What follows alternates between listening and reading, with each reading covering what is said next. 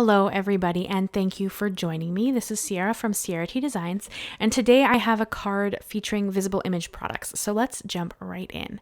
So I am going to cut down my cardstock. I do have a piece of watercolor cardstock here, and I'm going to cut off about 1/4 of an inch.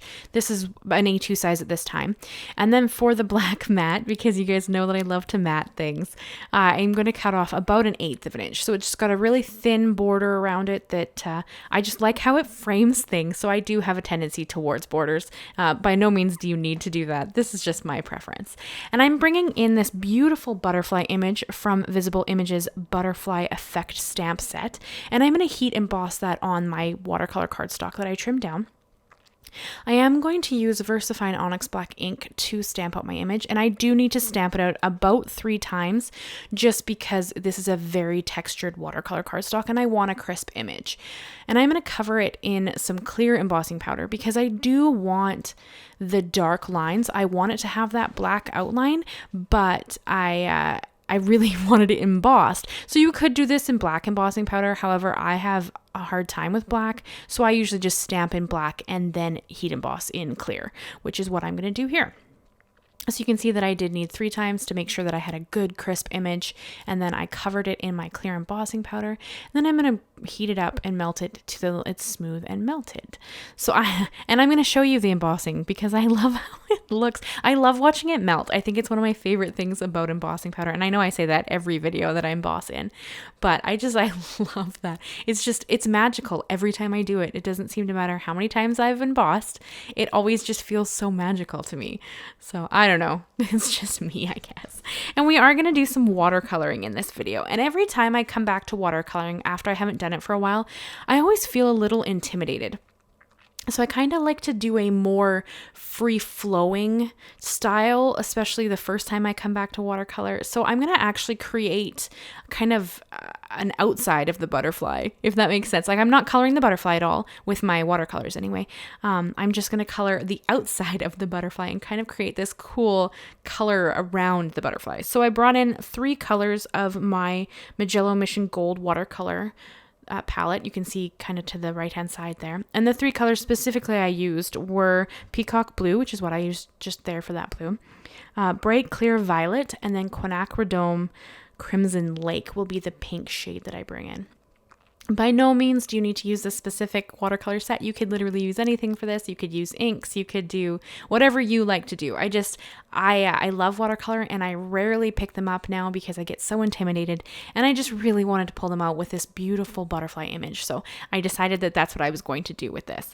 And I do have 2 brushes going on. I have a size 6 and a size 8.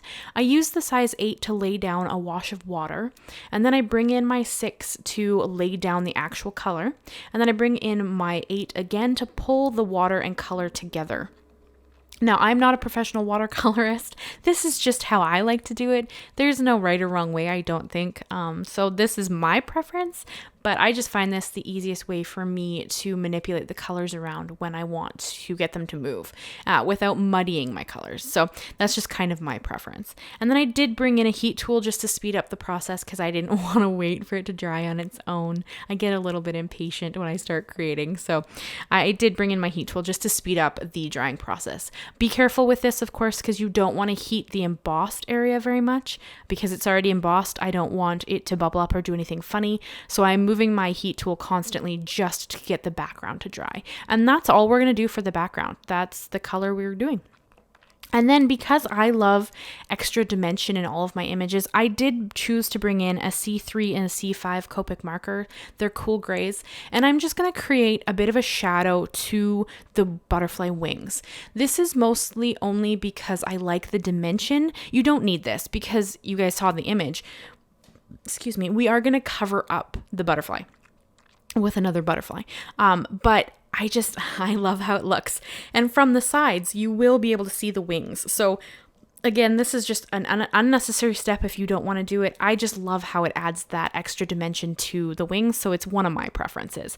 And I just added the shadowing to kind of the bottom kind of, I guess that's the bottom right side.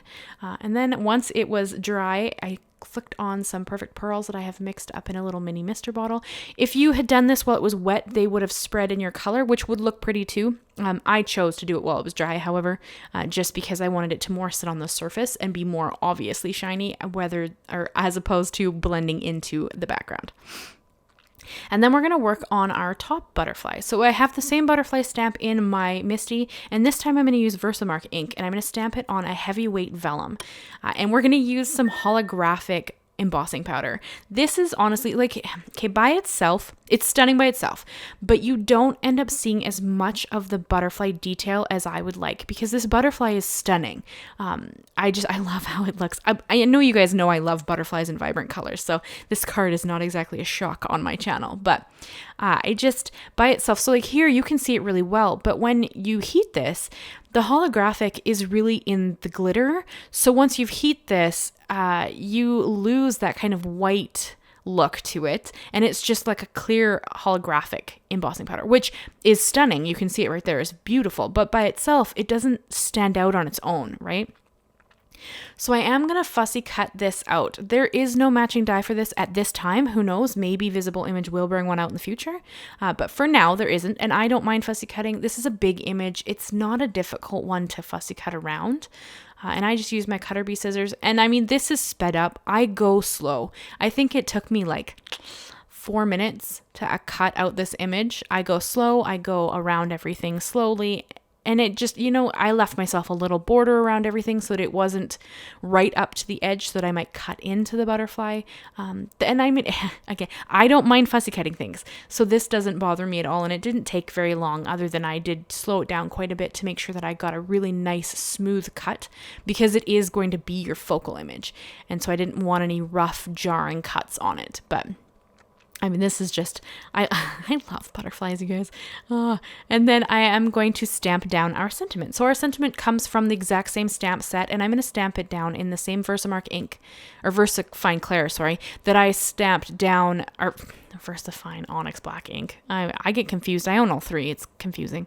I'm going to stamp it down in the same black that we heat embossed for the butterfly in the beginning so that it matches nicely. And it just says one of a kind, which I think is a great sentiment to put on any card. And I think it would work for some different, different occasions, sorry.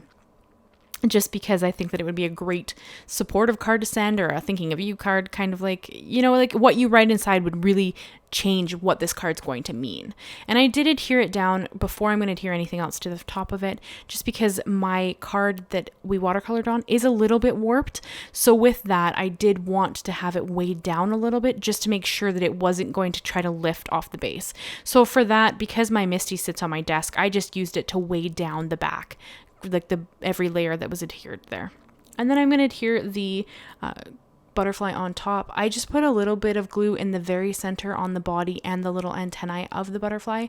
And that's the only part of this is going to be adhered down, because I want you to be able to see the butterfly that's actually on the card base, but I want this one to just sit up and be stunning on top of it. So, and you can see through the vellum, right? So you get all that detail from the background. It's just that it's not super eye-catching. Like, you have multiple layers to this card, and I think every time I look at it, I notice something different, which I think is a really cool effect to a card. So I did bring in some of my favorite pearls to embellish the body of the butterfly. This, again, is not a necessary step. I just love how it looks, so it's, something that I really enjoyed doing, but it's not necessary. It's a little extra. It's just that I love pretty things. It's a thing for me. I enjoy pretty things. So vibrant, pretty colors and pearls and glitter and shine. It just, everything excites me. So, and I am a crafter who is a more is more style. So sometimes I struggle to know when I should edit myself. But I think that this card turned out really pretty. I would love to know what you guys think. I'm going to hold it up here so you can see it in more detail and get kind of a really pretty look at all of what's going on. And I love how this card turned out. I think it's one of my favorite ones that I've made recently. So I'm pretty excited about it. I would love to know what you guys think. So consider leaving me a like, leave me a comment. I'd love if you'd consider subscribing. I do new videos every Monday and Thursday. Thank you so much, guys, and I will see you again very soon. Bye-bye for now.